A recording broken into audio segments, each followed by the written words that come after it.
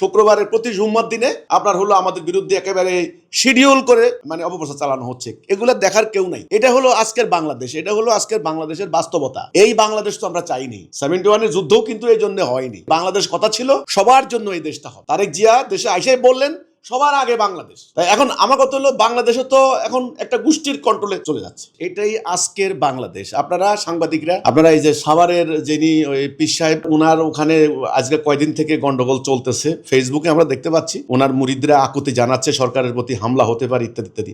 এটা সব জায়গায় এখন তো বাংলাদেশটা এরকম। আমি জানি না বাংলাদেশের সরকার বাহাদুর ওনারা বসে জনগণের এই কষ্ট আকুতি তারা বুঝতে পারছেন কিনা। আপনি কালচারাল লাইনে যারা আছেন, সাংস্কৃতিক অঙ্গনে যারা আছেন, শিল্পী, সাহিত্যিক, গীতিকার, কবি, তারা ডুকরে ডুকরে কাঁদছে। তাদেরকে জিজ্ঞাসা করেন, কান্না করতেছে। অনেকে বলছে আমরা এদেশ থেকে পালিয়ে যাবো, এদেশে থাকবো না। তাদের ওই ইনস্ট্রুমেন্টগুলি ভেঙে ফেলছে। বিভিন্ন সাংস্কৃতিক অনুষ্ঠানে যারা আয়োজন করতেছে তাদের সেখানে হামলা হচ্ছে, বিভিন্ন মাজারে হামলা হচ্ছে, ভিন্ন মতের লোকদের বাড়ি ঘরে হামলা হচ্ছে। যেমন আমরা ধর হিজবুত তৌহিদ, আমাদের কোনো শাখা এখন নিরাপদ না, কোনো বাড়ি নিরাপদ না। কোন জায়গায় কখন হামলা চালা তার কোনো ঠিক নেই। শুক্রবারের প্রতি জুম্মার দিনে আপনার হলো আমাদের বিরুদ্ধে একেবারে শিডিউল করে অপপ্রচার চালানো হচ্ছে। এগুলো দেখার কেউ নাই। এটা হলো আজকের বাংলাদেশ, এটা হলো আজকের বাংলাদেশের বাস্তবতা। এই বাংলাদেশ তো আমরা চাইনি। 71-এর যুদ্ধও কিন্তু এই জন্য হয়নি। বাংলাদেশ কথা ছিল সবার জন্য এই দেশটা হবে। তারেক জিয়া দেশে আইসাই বললেন সবার আগে বাংলাদেশ। তাই এখন আমার কথা হলো বাংলাদেশে তো এখন একটা গোষ্ঠীর কন্ট্রোলে চলে যাচ্ছে। সরকার সার্বভৌমত্বের মালিক, জনগণ সরকার বসিয়েছে। রাষ্ট্র শক্তি জনগণের কাছে। সরকার শক্তি প্রয়োগ করবে, মানুষের মানবাধিকার, তাদের বাক স্বাধীনতা সমুন্নত করবে, দুর্বলের উপর সবলের অত্যাচার বন্ধ করবে। এটা হলো একটা রাষ্ট্রের রুল অফ ল যাকে বলা, আইনের শাসন বলতে যেটা বোঝায় সেটা।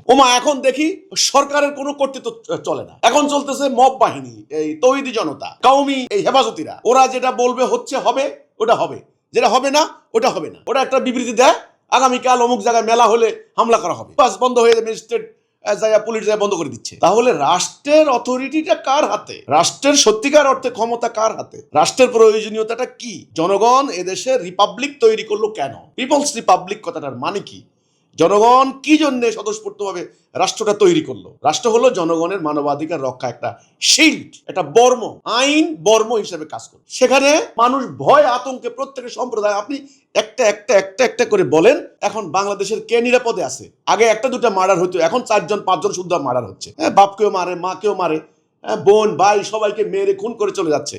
প্রকৃত খুনিকে খুঁজে পাওয়া যাচ্ছে না দিনের পর দিন। এই হচ্ছে বাংলাদেশ। এখন এটা আতঙ্কের রাষ্ট্র, মানবাধিকার লঙ্ঘনের মহোৎসব, একটা মবের রাষ্ট্র পরিণত হয়েছে বাংলাদেশ। কাজে আপনি সাভারে যার কথা বললেন, দেখা যাচ্ছে ওনার ব্যক্তিগত সম্পদ নিয়ে এখন সেখানে তৌহিদি জনতার একটা ভাইব দেওয়া হচ্ছে। তো এইটা হলো, আমি মনে করি এটা একটা অশুভ লক্ষণ। এই বাংলাদেশ নামক এই ভূখণ্ডের ভবিষ্যৎ আমি একটা কঠিন একটা বিপদ দেখতে পাচ্ছি, কঠিন বিপদ দেখতে পাচ্ছি। যদি এখনই যদি প্রত্যেকটা চিন্তাশীল মানুষ, শান্তি প্রিয়, শান্তিকামী, আইন মান্যকারী জনগণ, মানুষের মানবাধিকার রক্ষা যারা বিশ্বাস করেন, আইনের শাসনকে যারা বিশ্বাস করেন, এমন ধরনের মানুষগুলা ধর্ম বর্ণ নির্বিশেষে সবাই যদি এসে যদি একটা আন্দোলন গড়ে না তোলেন, তাহলে এই মব বাহিনীর আক্রমণে আগামী দিন প্রত্যেকটা মানুষের মানবাধিকার ধ্বংস হবে।